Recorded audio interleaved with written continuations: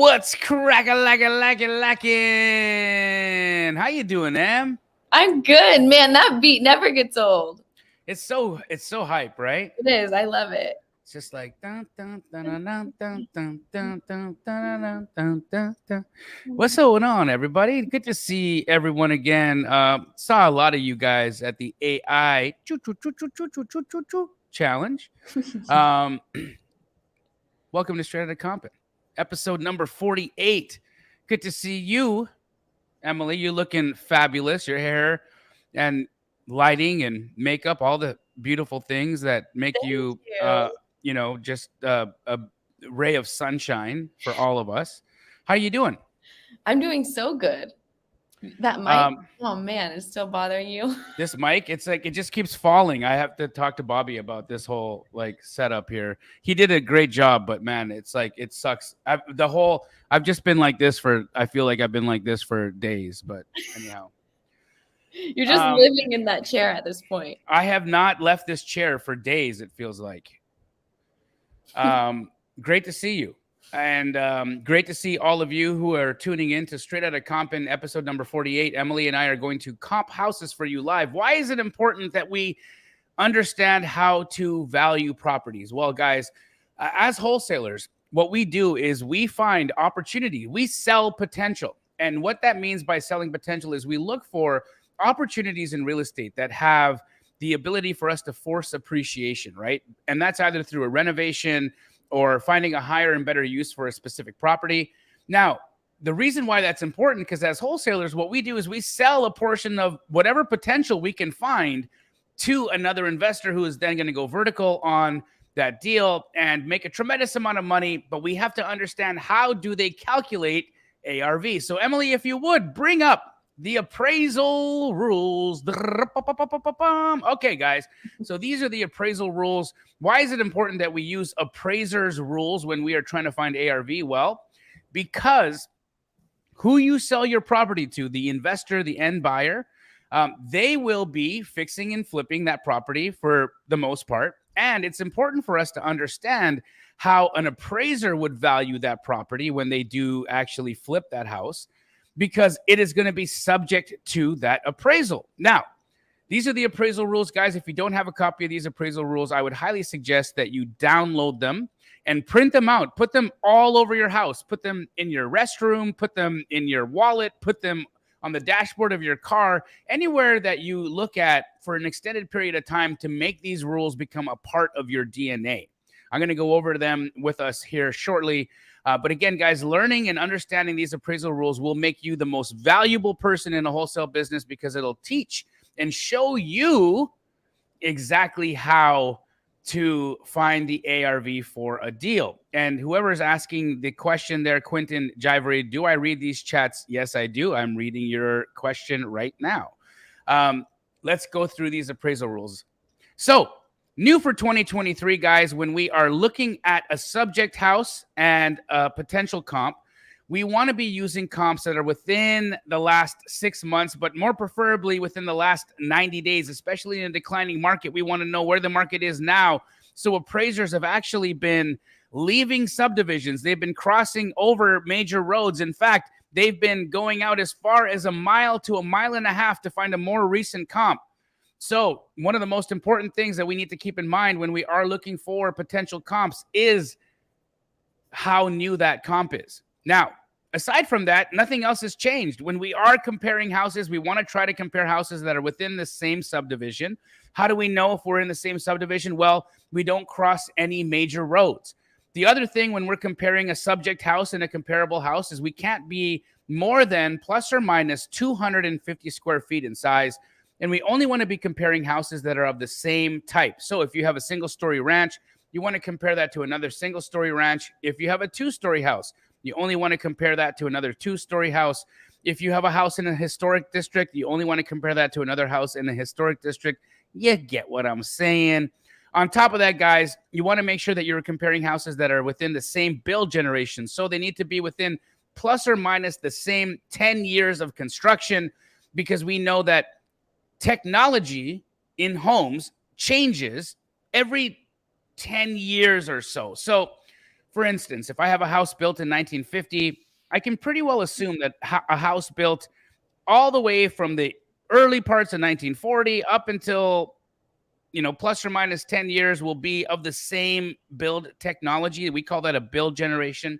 Now, again, guys, you have to keep in mind that very rarely will you have two houses that are of the same type. And so you need to make adjustments, meaning if you have a subject house that's a 2-2 and your comp is a 3-2, well, then you need to make an adjustment for the extra bedroom, or you might have an extra bath, or you might be missing a bath, or you might have a garage and your comp only has a carport. So all of these adjustments have values on them. These are how those values shake out. So a bedroom could be worth anywhere from $10,000 to $25,000. A bathroom is worth plus or minus $10,000. A pool is worth plus or minus $10,000, even though I know that that value is so off because a pool almost costs $40,000 to $50,000 to build, but appraisers suck. They will only give you that much value for them. And then again, a garage is worth plus or minus $10,000 and a carport worth plus or minus $5,000. And then, guys, if you have a subject property that is backing, siding, or fronting traffic, multifamily, or commercial, if you are in a $500,000 or less price point, the adjustments are going to be, if you're siding, traffic, commercial, or multifamily, a $10,000 reduction. Backing, another $10,000. Fronting could be $10,000 to $20,000. And if you are over $500,000 in value, then you would be taking off 10 to 20%. And then lastly, guys, for all of you in markets where ADUs, those are ancillary dwelling units, where that is popular, or basements, okay? So basements and ADUs will only get 50% of square foot value, meaning if I have a 500 square foot guest house or ADU, an appraiser will only give me 250 square feet of value for that additional square footage. Now, guys, also keep in mind that these rules, these are general rules for for the majority of the homes in America, these rules will apply. But as we get into more nuanced areas, or as we get into more rural areas, some of these rules do change. And that's the reason why it's always important to remember that these rules are guidelines. You can break them. But as you break these rules, your values become less and less accurate. All right. There were some questions in the chat, Emily. So I think let's get to a few questions before we get to helping with some numbers. Yeah, you read my mind. A couple people wanted this question answered from Alfonso. So Alfonso said, Jamil, how do we determine our offer price when a property is a full gut job or a tear down? I'm guessing in those cases, we don't use a percentage of ARV.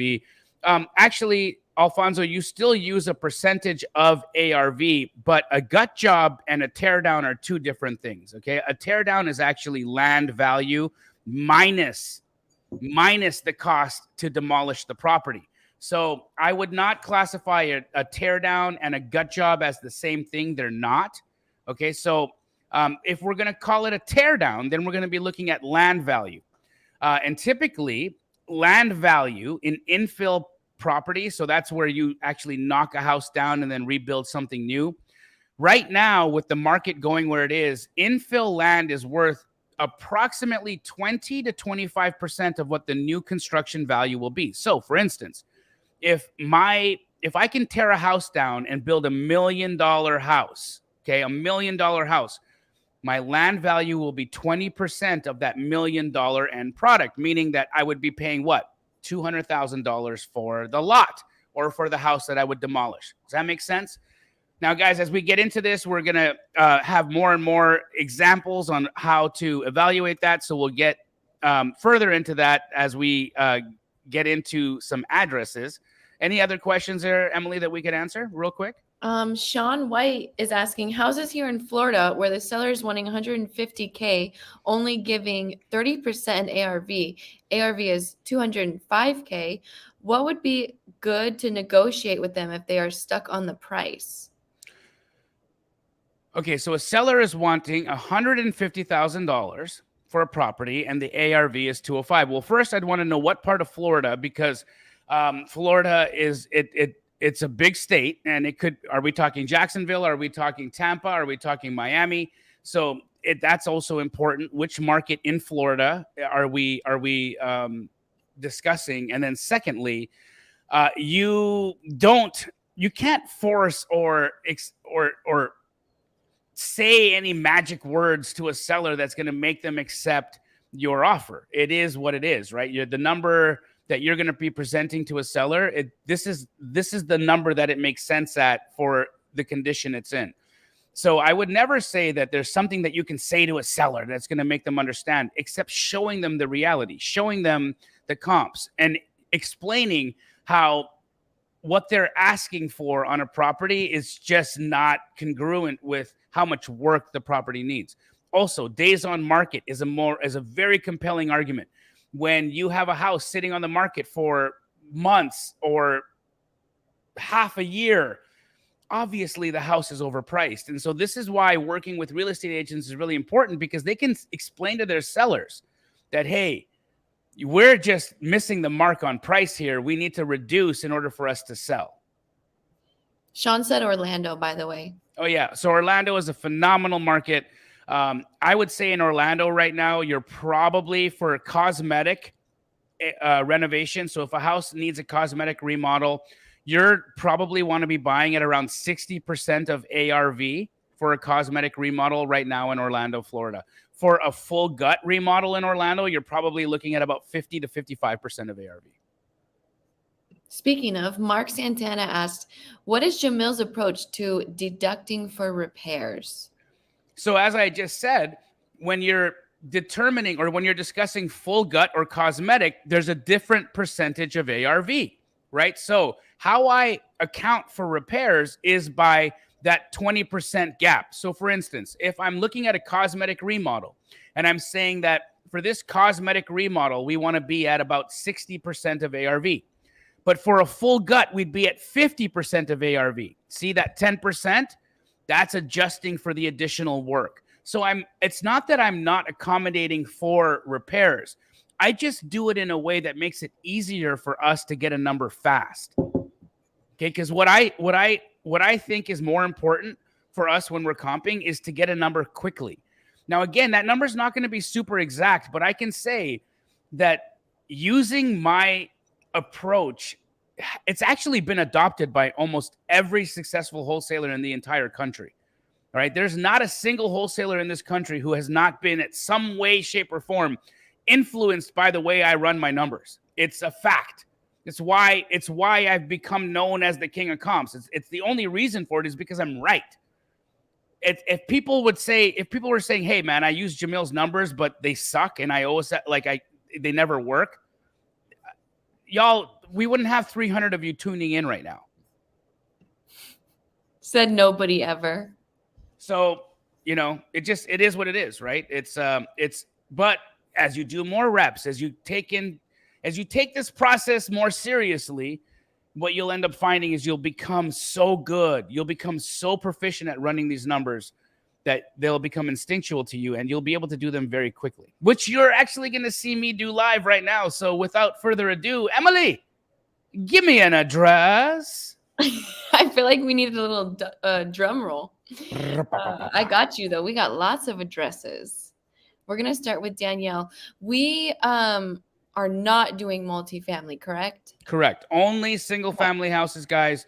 If you have a multifamily property, unfortunately, that requires an income approach to running comps, and that's just not for this show. So we need to be able to comp houses here that are quick for the purposes Charles, of what we do. I saw your super chat, but it's multifamily. So if you want to send another one, I'll keep my eye out for you.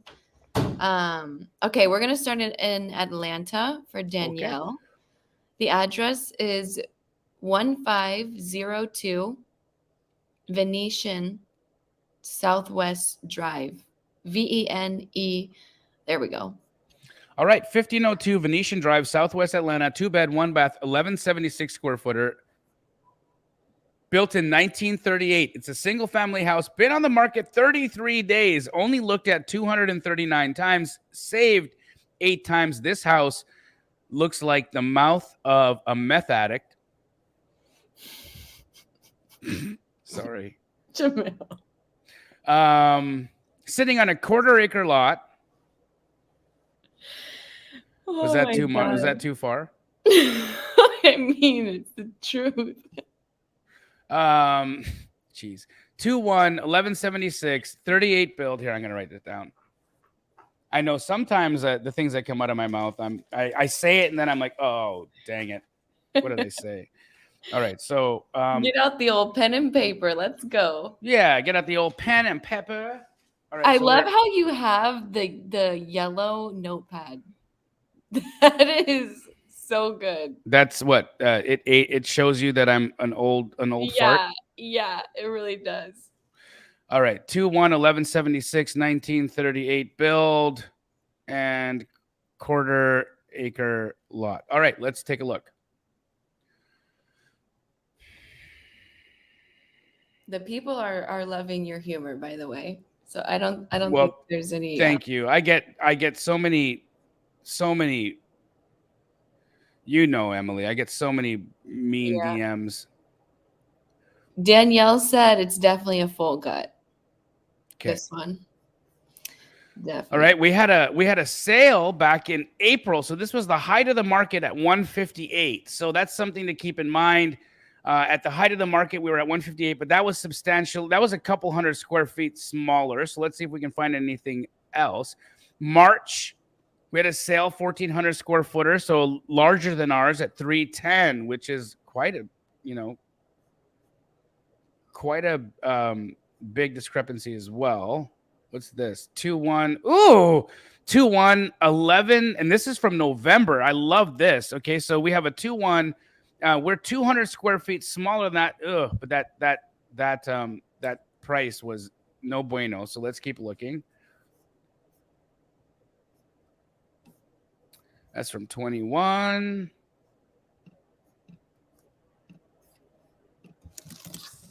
That's from May. Ooh, an August 2. Okay, so we know we're going to be north of 250. Okay, so we know we're north of 250. So let's see if we can find any houses of ooh, that's too big.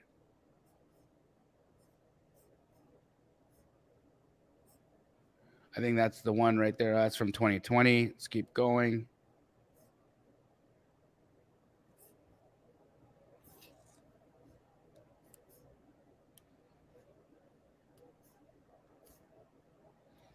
For all of you that joined us for the AI challenge, my gosh, what an incredible couple of days we spent together. I mean, just Yeah.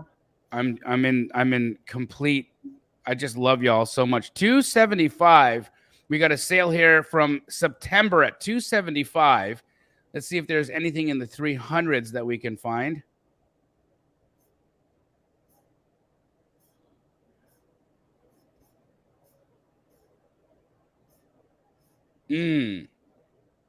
All right. We have an active at 310, 1386 square footer, and this is actually this is an active on the market. So we can say we're between 275 and 300.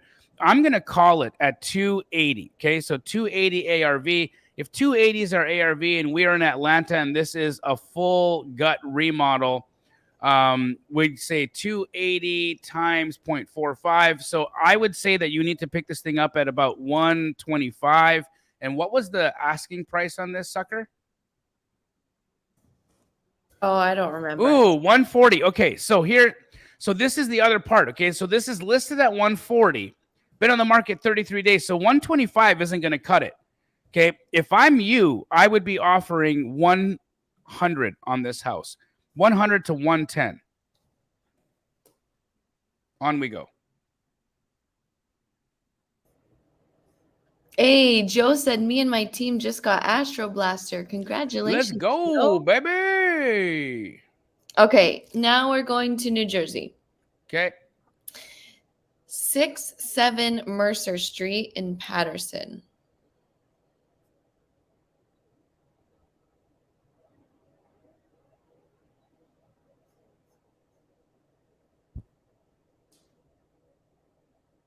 67 Mercer?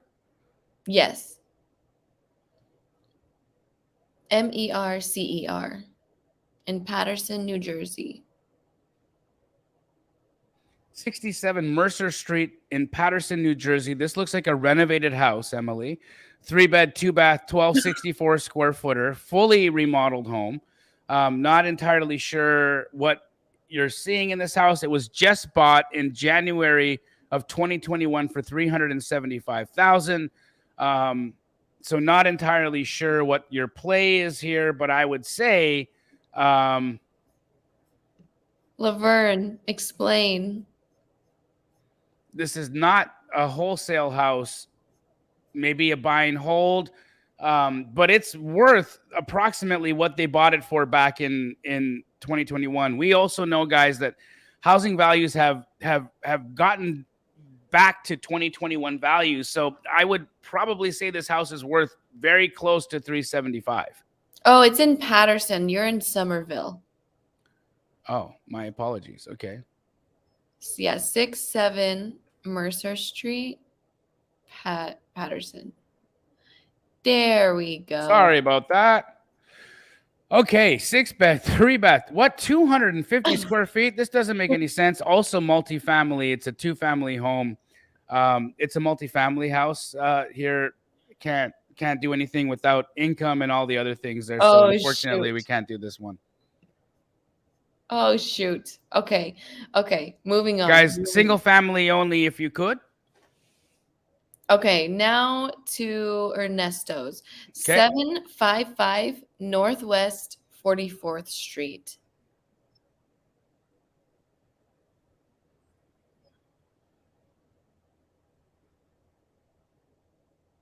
Northwest 44th Street. Yep, Northwest 44th Street in Miami. Okay.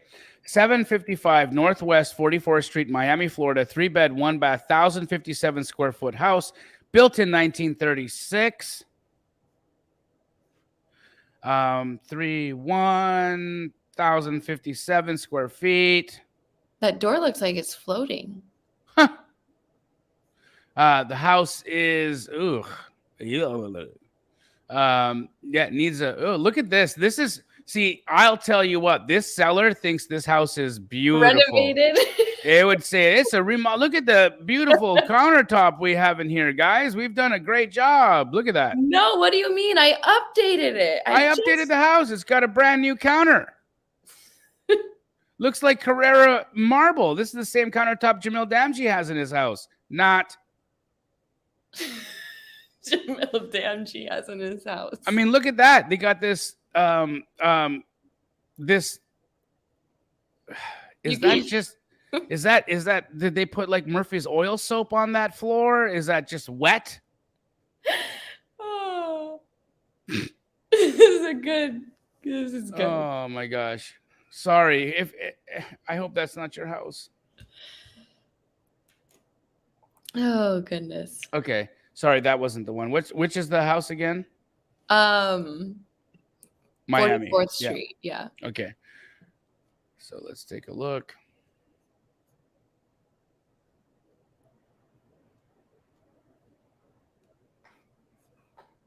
Nitro Group, please email support at the Astro Blaster and we will help you out. Yes, any support related, guys. Thank you all so much for your support with the Astro Blaster. There will absolutely, we're just catching up. So within the next couple of days, everything will get caught up. But if you have any support related issues, email support at theastroblaster.com and we will get on it. There is support working 24 hours, 7 days a week right now to catch up. Yes. So this subject house right here, we've got a 1,020 square footer that sold for $388 just in December, and the house looks nicely remodeled as well. So I think this is our comp at $388. Oh, I like that little cutout they did in the entry. Right here? Yeah, it's cute, right? That's cool. Yeah, I'd say we've got about a 388 ARV, very, very similar in size. Ooh, what's that's 450 though? Oh. What's the matter here? Hold on a second. There's got to be something. There's got to be something to this.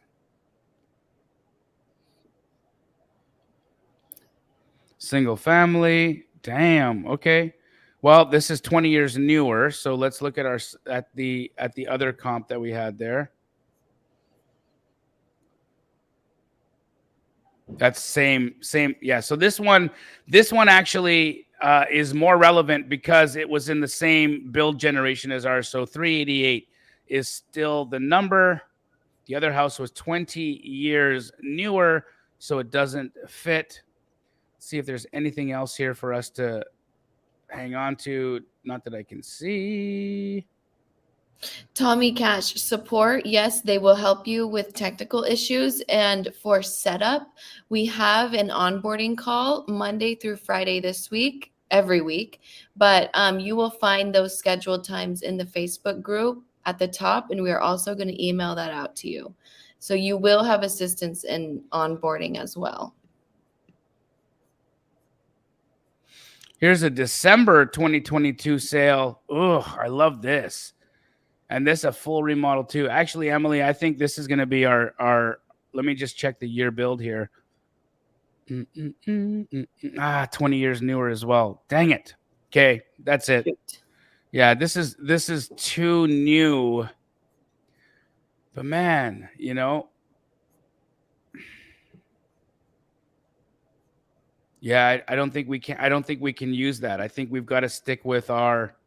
Mind you, though, this is. Yeah, it's the same size too. No, we're 388's the number. We can't break our rules to make it worth more. So it is what it is. On to the next one. We can't break our rules.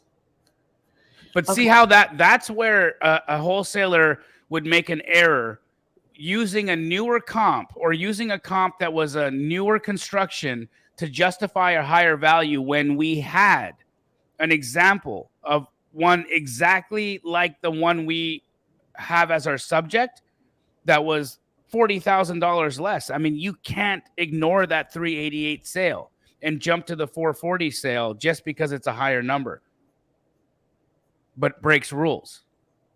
Mm-hmm. On to the next. Alrighty.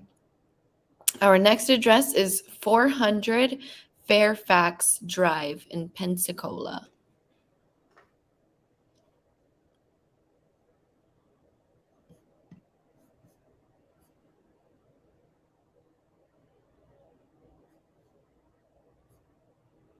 $400 Fairfax Drive, Pensacola, Florida, 3-bed, 2-bath, 1320 square footer.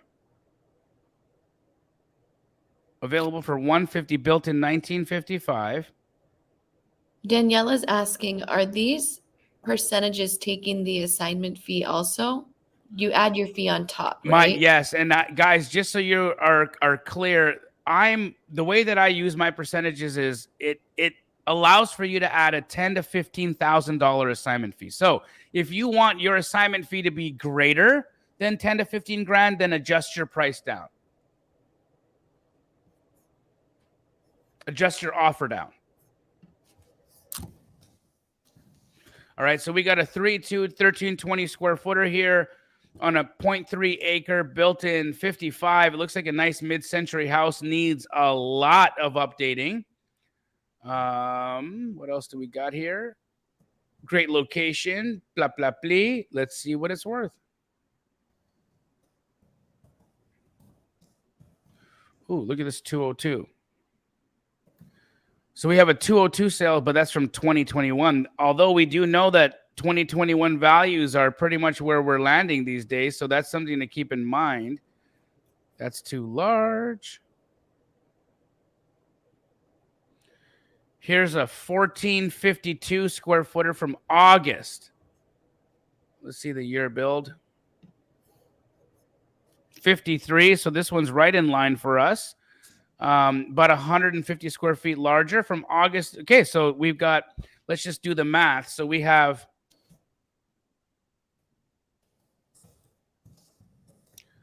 $225,000 divided by 1452. That's $154 a square foot. Multiply that by 1320. That gets us to about 204 ARV on our subject. Let's see if we can find anything higher than 204 for our size. Is there anything? Here is a 225 from February, the height of the market. So, nope.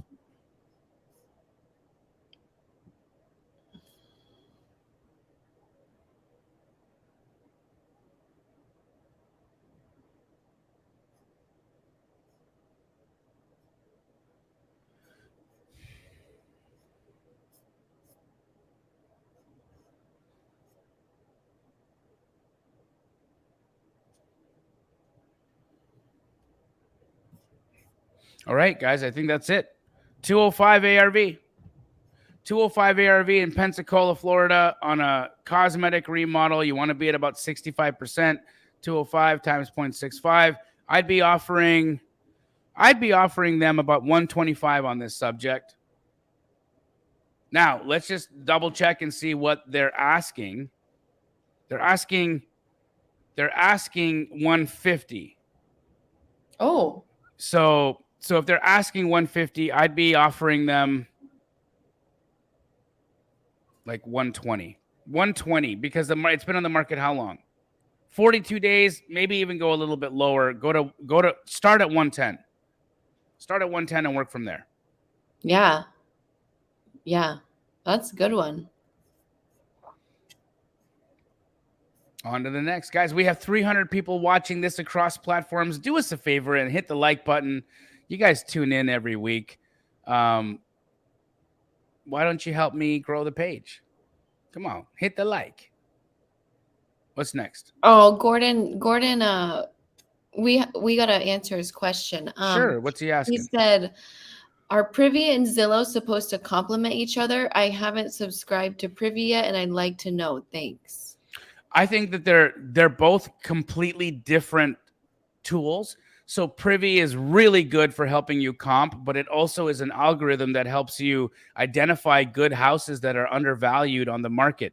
Additionally, Privy is great for helping you find buyers. Additionally, Privy is good for helping you get access to real-time MLS data that you wouldn't get from Zillow. So my opinion is the reason why I use Zillow on this call is because it's free. But if you have, and you're not like, you're not broke, and if you have a little bit of resources, pay for tools, guys. If you're like legitimately doing this business for real, you need to have tools to help you do the business, which means it's going to require you to make some investment for yourself. We do have a code if you want a discount on Privy. It's you go to, is it Get Privy Now? No, it's Run Privy, not Get Privy Now. It's runprivy.com. Use code Compin. That is the wrong URL. Runprivy.com, code Compin to get your discount. On to the next. All righty. Let me see. Okay. You want to reshare your screen? Absolutely. Okay.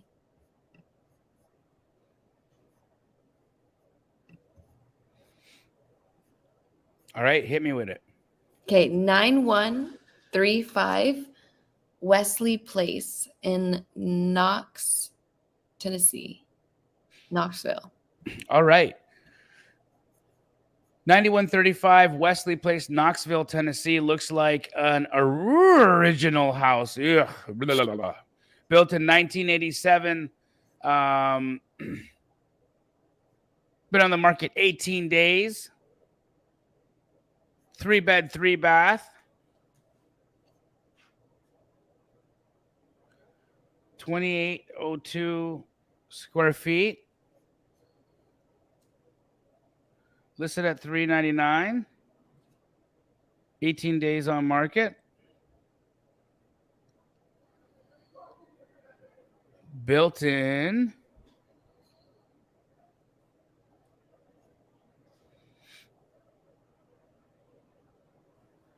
When is it built? 87. All right, let's see what it's worth.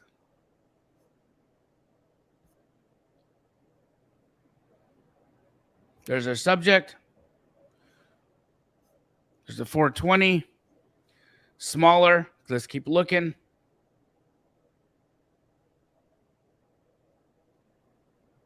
Ooh, that 462 looks good. From 21, though, let's keep looking.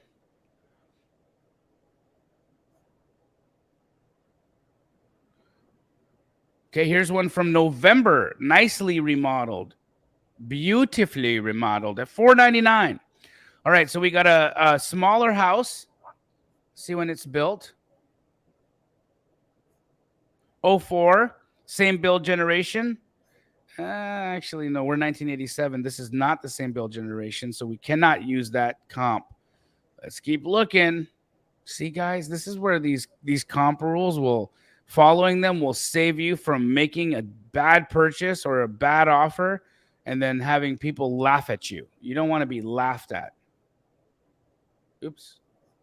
Oh, Gordon, I don't know why, but I can't see your comp above your question. If you want to go ahead and send it in the chat again. Here's a full remodel. It's substantially smaller from May, though. From May of 2022. So keep looking. January of 22. Stephanie asked, why do you not look at certain years like 2021? I think we got to explain the rule of the years that we stay in. I think I need a little bit more of a specific question from her. I think she's asking, like, why aren't you looking at years 2021? But it's not necessarily the year 2021. It's how many years do we need to stay in from our subject, right? I'm trying to find comps that are new, but I'm using 2021 sales as a benchmark in my mind because I know the real estate market has declined to approximately 2021 values. Now, an appraiser is not going to use a comp from 2021. So I have to find something that's newer, but it gives me at least a data point in my head. So that's all I'm using it for, is a data point. I'm trying to compile a story of value. That's how I look at comping. It's like, what's the story of value here?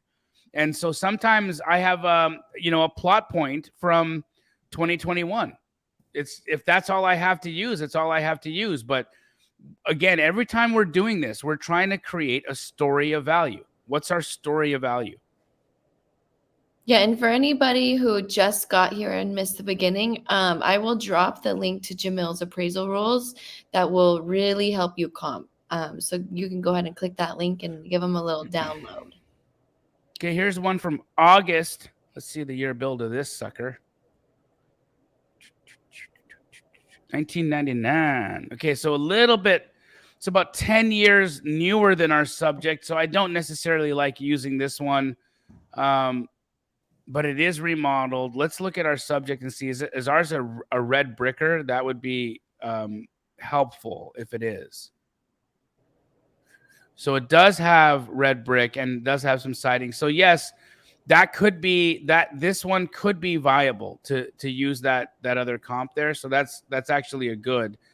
The red brick here is bueno for us.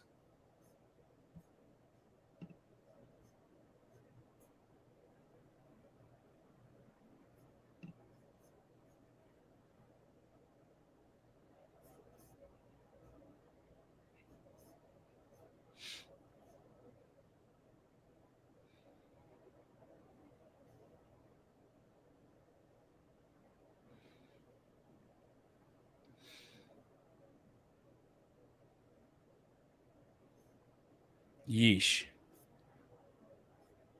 Way too big. Oh my gosh. Not usable.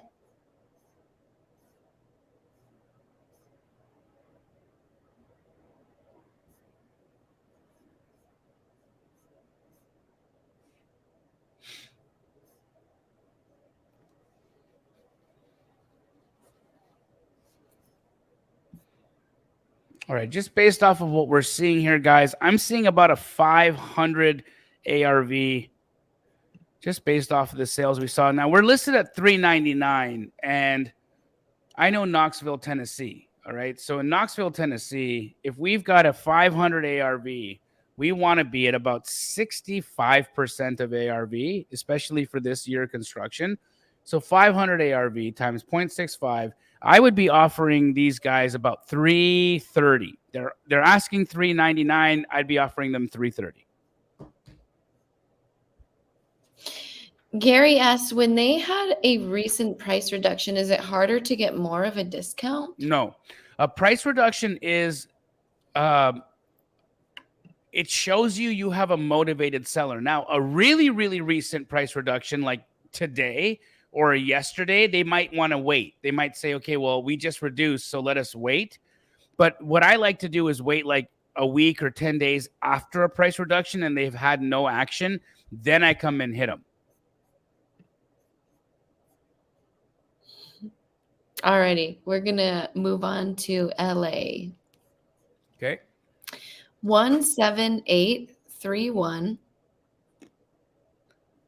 Fuller Farm Street. Fuller Farm is one word.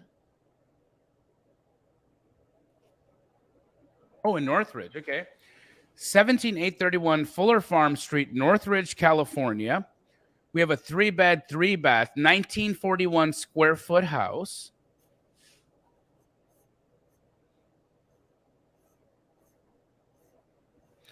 The Zestimate is 905.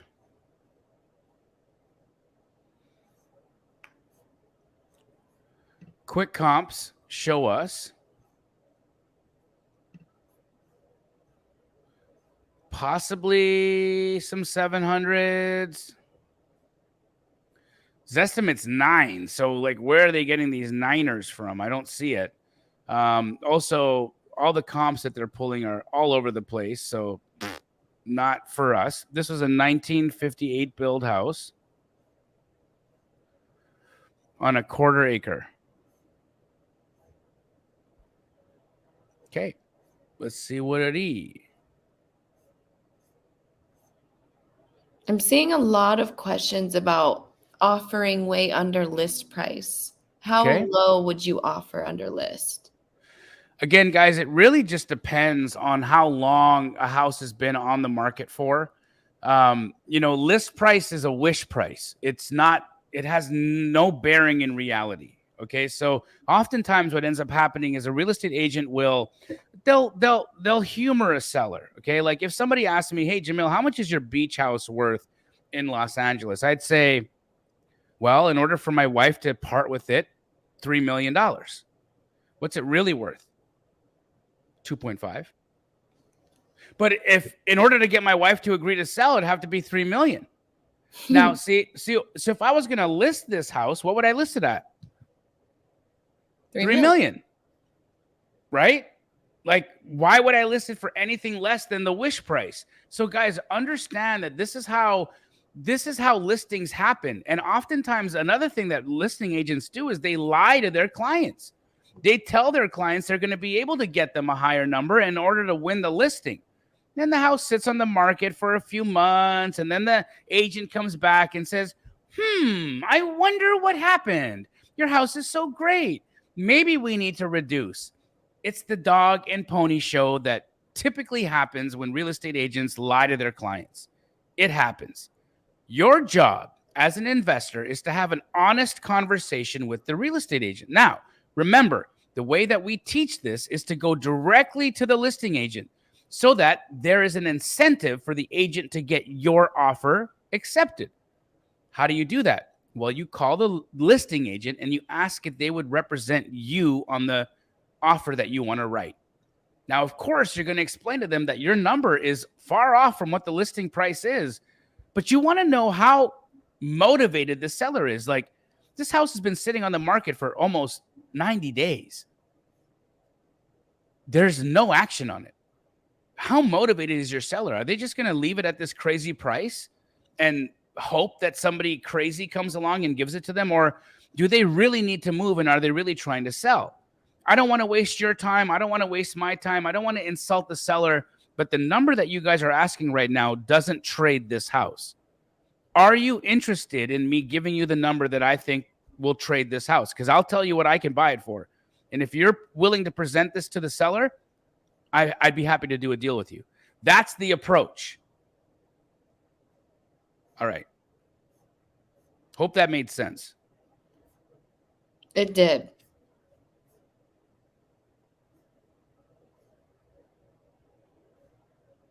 Here's a 1.2 from August.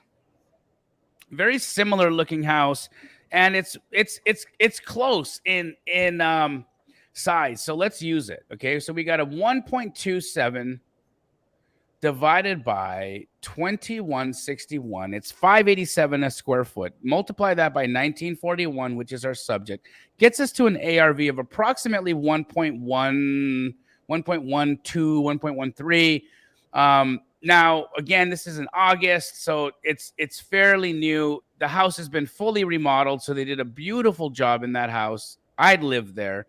Let's look at the size of the lot. Quarter acre, 60. I mean, this is as close to a model match as we can possibly get. It's just a few hundred square feet bigger. It's a couple hundred square feet bigger. So this gets us to an ARV of approximately 1.14. And now in Northridge, I know you're going to want to be at about 65% of ARV. So you want to be offering about $750 on this house. What are they asking?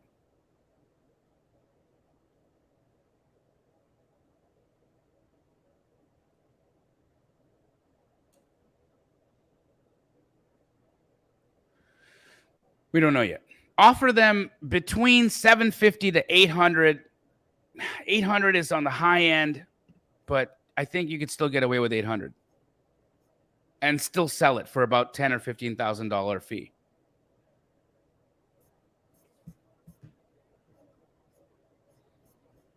What's next? Alrighty, next is the Bronx. The Bronx. Okay. 2201 Strang Avenue. It's like strong with an A.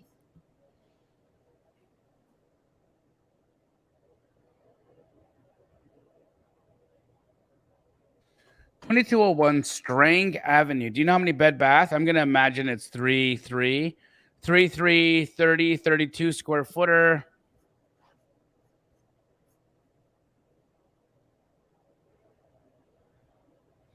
$784 Zestimate.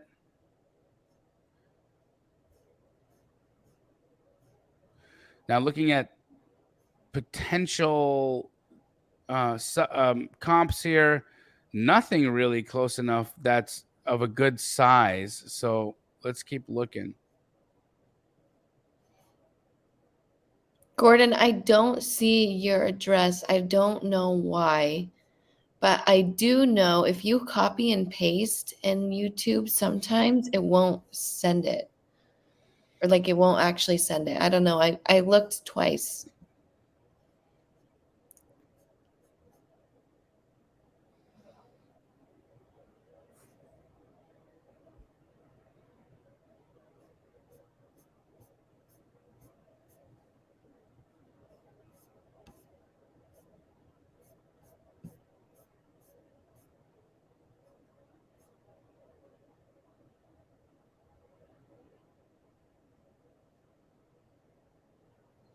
We got several questions on your formula for comping.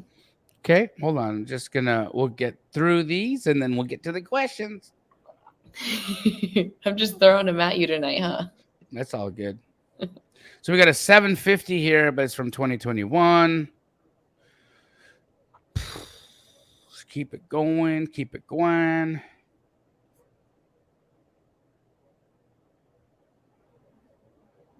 Looking for something about 30, 32 square feet. It's a tough one because I don't know specifically what type of property this is. It doesn't necessarily tell us. It doesn't show us. I'm going to maybe look it up on another platform to see if I can see what the property type is.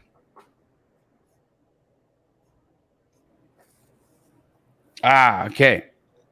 Got it. So it is a red brick, sort of townhomey looking shadangadang.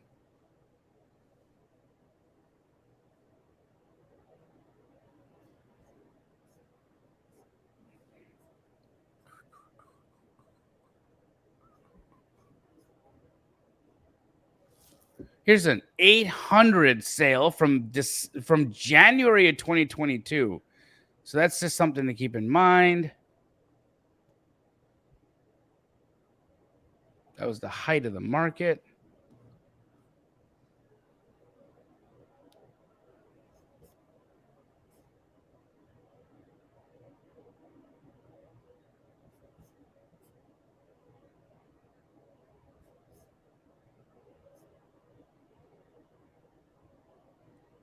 Here's a sale from December of 2022 at 900. This one makes a lot of sense, actually. But it's from, that's a good, I don't know the beds of our subject, which is what's bothering me the most. But everything else on this thing lines up. Oh, it says multifamily. Dang it. What is ours? Multifamily. Guys. Darn it. Multifamily as well. I apologize, guys. I mean, look, there's that one sale that I can show you that was $895. That's as good as I can get, because again, multifamily is based off of income, and so really difficult. It's not possible for us to comp multifamily on here without a full P&L. So based off of sales, I say $895. That is going to be like a 50-50 accurate number. Because we don't know if that $895 was fully leased, half leased. We have no idea. So we need occupancy information in order for us to give you a real solid number when it comes to, multifamily values. It's just how it is. And I don't want to give you guys like fake numbers. I just want to give you guys the real numbers, but I can only do that on single family unless we have a P&L for multifamily. So, what do you do? So yeah, Stephanie asked, can I elaborate on why multifamily is based off of income? Of course. So Stephanie, multifamily property gets its value on what an appraiser calls an income approach. So now, because multifamily properties, they typically are financed, right? They're financed on whatever type of commercial loans are available out there. They derive their value based off their cap rate. Okay, so the cap rate is the capitalization rate, meaning how much return or what's the return on investment on this property. Now, because rates have spiked, okay, because interest rates have spiked, that means that multifamily values have depressed, because if rates are increased, then what does that mean? That means that income has decreased, right? If income has decreased, then values on multifamily have decreased. So the value of a multifamily property is based off the income it generates. It's not based off of comparable sales. It's based off of the income that it generates. And the income that it generates is tied to and fluctuates with interest rates, which is why multifamily comping is way different than single family comping. I hope that hit.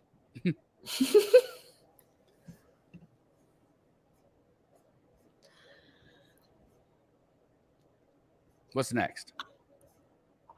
You want to keep comping or answer some questions? I got both. Any more questions? We'll answer a couple more questions. Sure.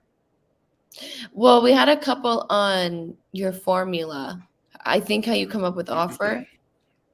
So great questions. Okay. So every market in America has a different percentage of ARV. How do I derive the percentage of ARV for every market? I'm studying. I study Privy is actually my best resource for it.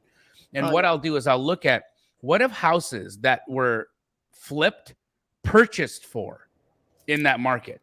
So for instance, if I'm looking in a house in Tampa Bay, Florida, I'm going to look at how much are houses that are in original condition buying for before they're flipped. And that's the beautiful thing about Privy is it'll actually give you all that data. So what I've done is I've compiled all that data from every major market in the United States, and I give that spreadsheet to everybody in my astro flipping mentorship. You can also find that data by just going to Privy. Get Privy or runprivy.com, code Compin. We got to comp this for costs Sure. in Oregon. Love to. What's the address? 409 North Columbus Avenue in Medford. Medford. Okay, one more time. 409 North Columbus Avenue.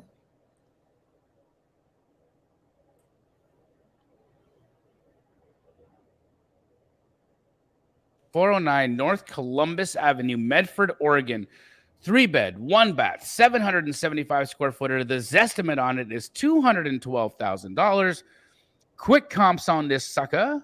Number 5, number 2. Everything looks like it could be valid. Especially number 1. Ooh, that's a sexy one. Number 1 sold for $194. Okay, what else? Ooh, number 2 sold for $270. Ooh, number 3, that's the guy right there. That's our comp right here. $275. All right, let's see. So far we've got 775 square feet, built in what? Yeah. 1928 construction, 7,000 square foot lot. Okay, let's check it. Let's check it.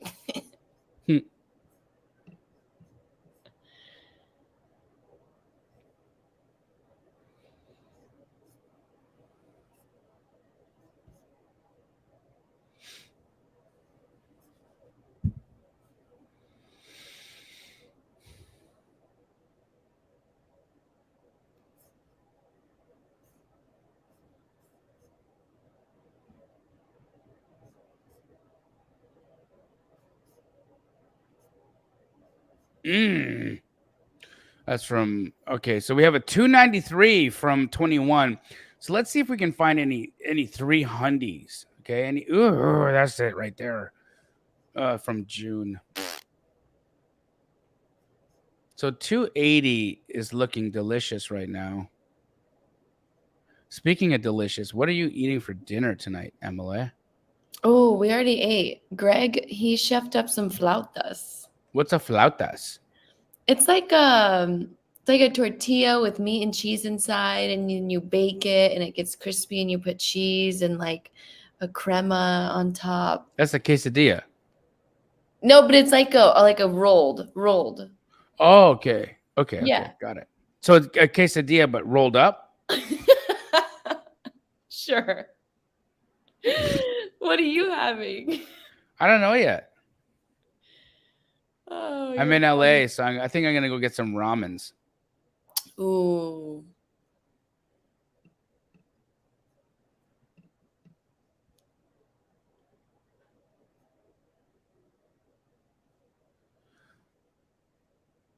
Flautas. What was it called? Sorry.